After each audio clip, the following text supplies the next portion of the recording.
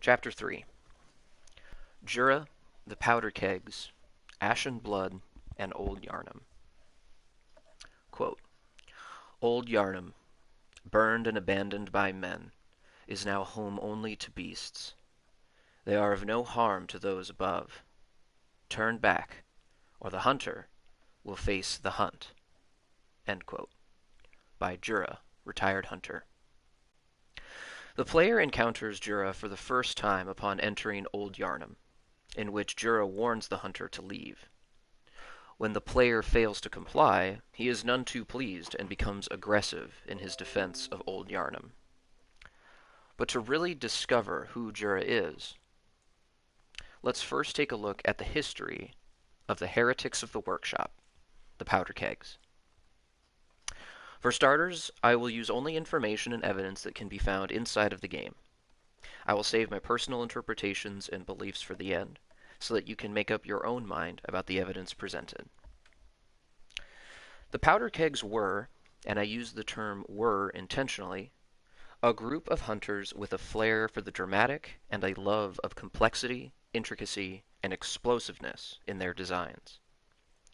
They deviated from the hunting style of simplicity in design developed by Gehrman, the first hunter, and preferred ambitious, or excessive depending on your point of view, weapon design.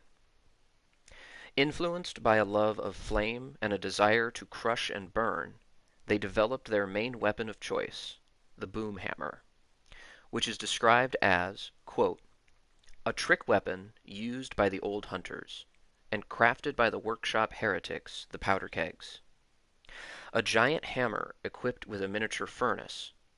When ignited and fired, it emits a volley of flame that explodes ferociously upon impact. Crush the beasts, then burn them. The brute simplicity of the boom hammer was favored by hunters with an acute distaste for beasts. End quote. Another slightly rarer powder keg weapon developed was the stake driver, Jura's personal weapon of choice. The stake driver is described as, quote, a trick weapon fashioned by the workshop heretics, the Powder Kegs. The stake driver allows for high damage critical attacks, but it is difficult to use and leaves its wielder wide open. But none of this should bother a mere powder keg. End quote. These two new trick weapons, among others like the rifle spear and whirligig saw, were drastically different from the previous designs of the hunter's workshop. However, the powder kegs didn't settle with trick weapons, even trying to implement bigger and stronger firepower into their arsenal with the cannon and Gatling gun. We can also give the powder kegs credit for the design of the rope Molotov cocktails, seeing as gaining the powder keg badge unlocks them at the Bath Messenger. At some point in time, the powder kegs were labeled heretics and exiled from the workshop. Presumably, the powder kegs are no more, as all references to them are in the past tense, and even their badge description refers to them as the late powder kegs. They were very likely disbanded or slain quite a long time ago, seeing as nobody seems to reference them. Their association with the workshop only leads credence to the idea of the powder kegs being a relatively old faction, as the workshop itself is no longer a relevant institution, as evidenced by the Saw Hunter badge.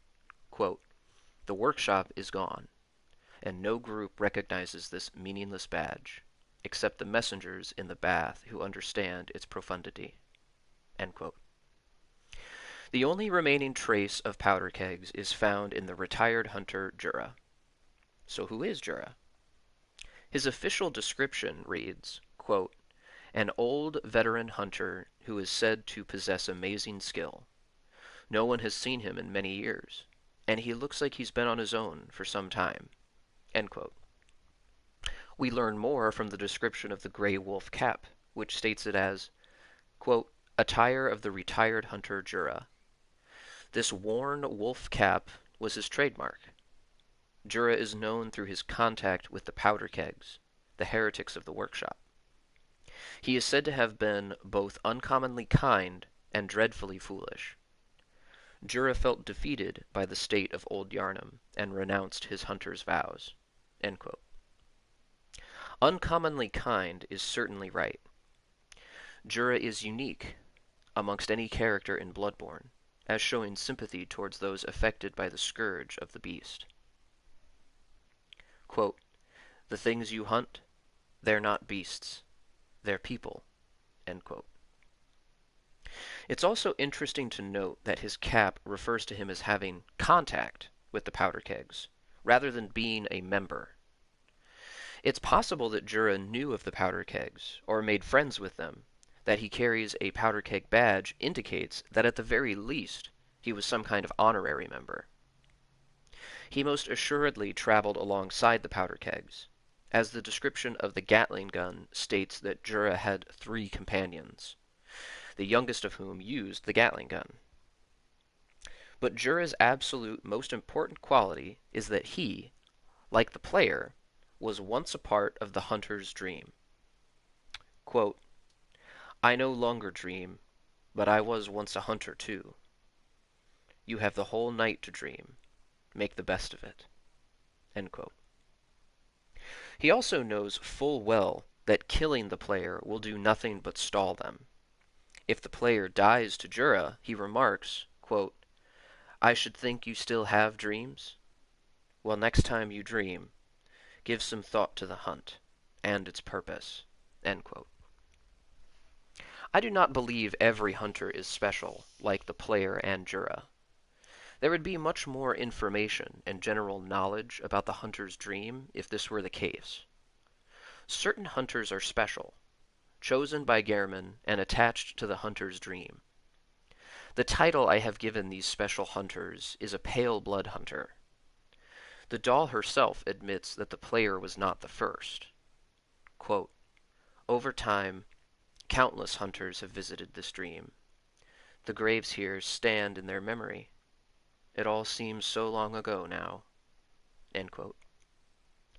Jura was at one point a pale blood hunter, like the player, who retired from hunting and renounced his vows to live in solitude. Which brings us to Old Yharnam. While Old Yharnam is an optional location in the game, the player is guided towards it by Gehrman in order to acquire the Holy Chalice. Historically, Old Yharnam was the location of a terrible disease known as Ashen blood. Antidote tablets are described as, quote, "small medicinal tablets that counteract poison, used to treat ashen blood, the baffling sickness that ravaged Old Yharnam long ago. These tablets only provide short-term relief." End quote. The tablets were used to give temporary relief to the victims of the disease, while they were being treated by the then newly formed healing church. What would bring true relief would be the bringing of blood ministration, the medical procedure that would become the cornerstone of Yharnam. With the ability to cure any disease, the healing church's blood ministration got to work immediately. However, as the antidote notes, quote, "the ashen blood ailment eventually triggered the spread of the beastly scourge." End quote. With blood ministration came the scourge of the beast, as the old blood used in administration would spread the scourge. One disease had been contained, but the treatment gave birth to the scourge, just as it had in ailing Laran. Quote, "There are trace remains of medical procedures in parts of ailing Laran. Whether these were attempts to control the scourge of the beast or the cause of the outbreak is unknown." End quote. With the scourge of the beast too much to handle, a hunt was called. Now we have Jura, the Powder Kegs, and Old Yharnam. 3 pieces of a puzzle. But it's not unless the player stumbles into a hidden building in Old Yharnam that the pieces connect. Near Jura's tower is a hidden building that can be accessed by dropping a far distance down a ledge. Inside this building, everything comes together. Here, the player finds 2 corpses. One of them holds a rifle spear. The other wears a set of charred hunter gear. Next to them is a hunter's note. This is where it all comes together. Quote, "The red moon hangs low, and beasts rule the streets. Are we left no other choice than to burn it all to cinders?" End quote. What follows is purely my own interpretation and belief based on the evidence I have gathered. Do not consider any of this as solid fact. Instead, use it as my interpretation so that you can gather your own beliefs. After Maria's death and Gehrman's self-inflicted retirement, the healing church lost a significant portion of its strength. The school of Mensis began to drift apart from the healing church proper, and it seemed as if things were spiraling downwards. As the healing church continued its operations and explorations of the Thamarian labyrinth, they discovered a swamp in the Forbidden Woods. Located directly behind one of their clinics, the swamp was deathly poisonous and filled with strange parasitic leeches. The poison likely came up from the hintertombs in the labyrinth, where we can see very similar swamps. We also find in this swamp what appear to be the lumbering giants, much like the ones that the healing church would later employ as their enforcers. It's possible that the poison itself mutated those who lived into these beings. Either way, the healing church discovered these parasites that secreted a poisonous substance. In the Forbidden Woods, we also find the white church garb, which reminds us that the church believes that, quote, "medicine is not a means of treatment, but rather a method for research, and some knowledge can only be obtained by exposing oneself to sickness." End quote. And so did the church develop the ashen blood from the parasitic leeches and loose it upon Old Yharnam. As Old Yharnam began to grow sick with ashen blood, Lawrence and the church arrived with the old blood, promising a cure to all diseases. They were hailed as saviors as they began to administer their miraculous special blood to the people of Yharnam, swelling in power and position. But as the antidote reminds us, with ashen blood came the scourge, as those who had been treated with communion fell victim to the scourge, becoming beasts. With Gehrman gone and his old hunters disbanded, the church had a need for a new workshop to deal with the victims of the ashen blood. The Auto Workshop was formed, and hunters were recruited en masse to deal with the rising issue of the scourge of the beasts. These hunters, unlike the silent warriors of Gehrman's, slaughtered the beasts ferociously. The old hunter garb worn by the Auto hunters tells us that in this era hunters were, quote, 10 a penny, end quote, indicating that during the time of the Ashen Blood Plague, it was likely not at all unusual for citizens to witness groups of hunters walking the streets in search of those who may have fallen to the scourge. It was likely a time of great fear for the people of Yharnam, not knowing who would be next to turn, who would die of the plague, or who would be swept up in the bloodshed. The streets became a constant war zone between hunter and beast as the plague spiraled out of control and countless citizens succumbed to the scourge of the beast. Soon the Auto Workshop developed into something else. As the beasts grew more and more numerous and more dangerous, the Powder Kegs were born in response. With them came a young man named Djura. Djura was, like the player, a pale blood hunter, guided by Gehrman. When the old Yharnam hunt began, Djura awoke in the hunter's dream. Djura acted as the player of his time. He started weak, but gathered blood echoes and gained strength through the doll. He lit lamps, left notes, slew bosses, and probably died many times, reawakening at the lamp and trying again. During this time, he came into contact with the Powder Kegs. Djura joined the Powder Kegs in hunting the beasts of Old Yharnam. He grew to use their equipment, and they considered him an honorary member, and likely a friend. But as Old Yharnam grew more and more tainted, the scourge spread. When the line between man and beast was blurred, the red moon hung low. Jura, looking down at his fallen comrades, opened his notebook and left a note. Quote, "The red moon hangs low, and beasts rule the streets. Are we left no other choice than to burn it all to cinders?" End quote. The scourge of the beast was too great, and the powder kegs could no longer stem the tide through simply hunting beasts. The powder kegs, with their flair for the dramatic, their bombastic nature, and their love of flame and explosions, were not gentle with Old Yharnam. The city was cleansed. The powder kegs razed the city to the ground.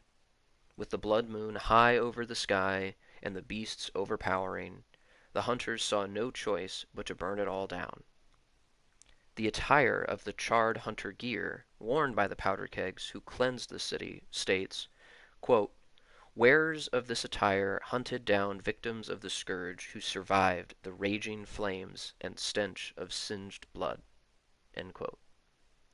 Men, women, and children were hunted and purged. The entire city was cleansed to keep the scourge of the beast from spreading. Jura participated in all of it. It's possible that Jura tried to put a stop to it, or it's possible that he willingly, gleefully participated in the slaughter. Either way, Old Yharnam was devastated, never to recover. With the dawn approaching, Jura returned to the hunter's dream where Gehrman, the first hunter, met him by the tree. Racked by guilt and shame at the carnage he had caused, he sunk to his knees and accepted his death, severing his connection to the hunter's dream. When he awoke, the sun had risen and the hunt was over. By now, the workshop had branded and condemned the powder kegs as heretics. Those powder kegs who hadn't died in combat had become so drunk on blood that they had been dragged into the hunter's nightmare. All that remained was Jura, and so he went to Old Yharnam, where he had caused so much horror, and cast aside his hunter's vows. If nobody cared about the beasts of Old Yharnam, then he would protect them from any further bloodshed. And that's it.